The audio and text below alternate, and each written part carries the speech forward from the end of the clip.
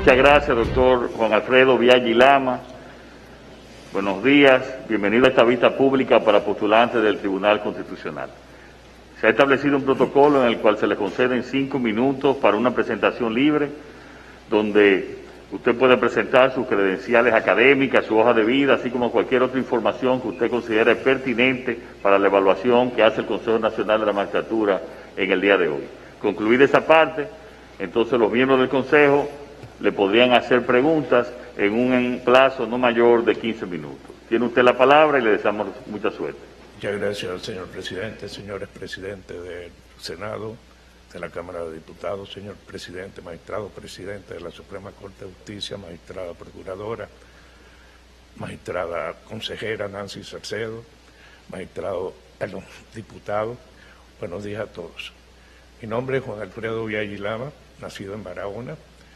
Me gradué en el año 1969 en el Colegio Dominicano de La Salle y ese año inicié mis estudios universitarios en el Colegio Dominicano en la Universidad Nacional Pedro Enrique Sureña, donde me gradué en el año 1974, 19 de noviembre.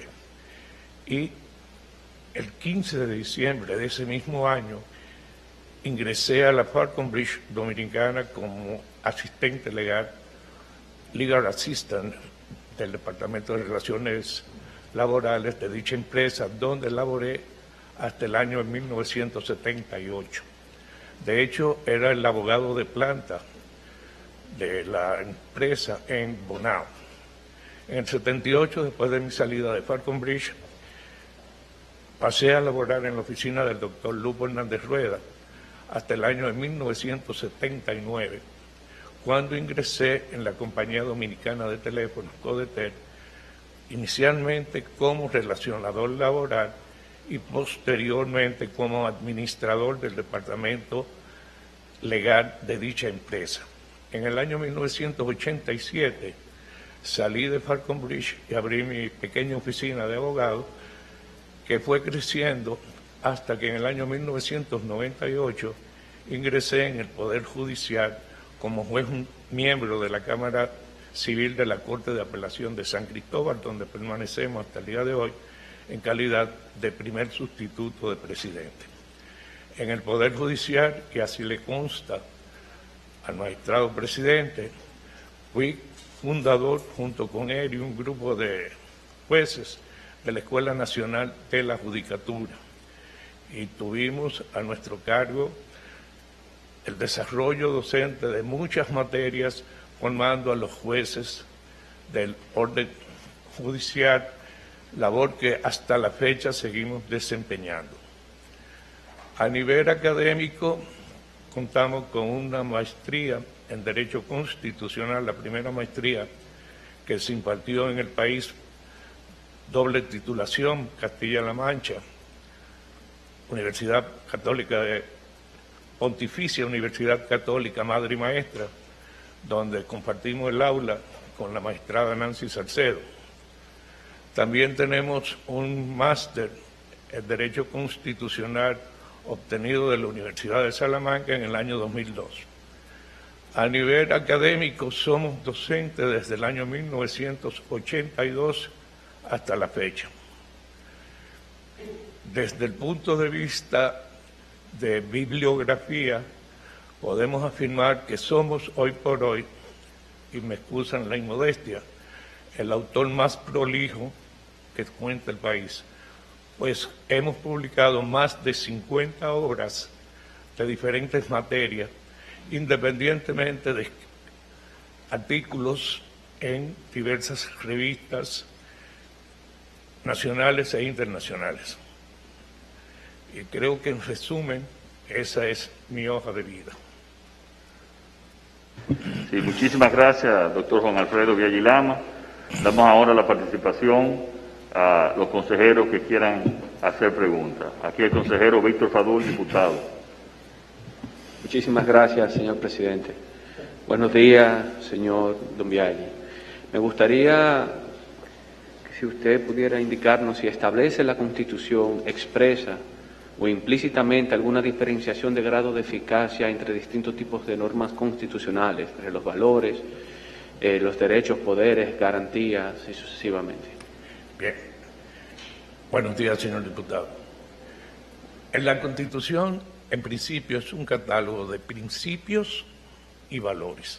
Los principios se han de entender como la aspiración máxima para lograr un propósito, mientras que los principios como tales son normas de aplicación directa, sin necesidad de que ese principio esté avalado o respaldado por una ley. Cito, por ejemplo, el artículo 69, el respeto al debido proceso de ley. Como juez, cuando observamos que en ese proceso se ha violado alguna de las disposiciones constitucionales respecto al debido proceso de ley, la puedo hacer aplicar. Pero los principios animan un fin ulterior. Por ejemplo, un principio sería, en el caso del artículo 63, creo que es el derecho a la vivienda digna. Ese es un principio. Perdón, un valor que procura que se orienten las políticas públicas hacia la obtención de ese objetivo que está consagrado en ese artículo de que todos los dominicanos tengan una vivienda digna. No sé si con eso está clara su inquietud. Sí, muchísimas gracias. Le damos la participación ahora a la magistrada Miriam Germán.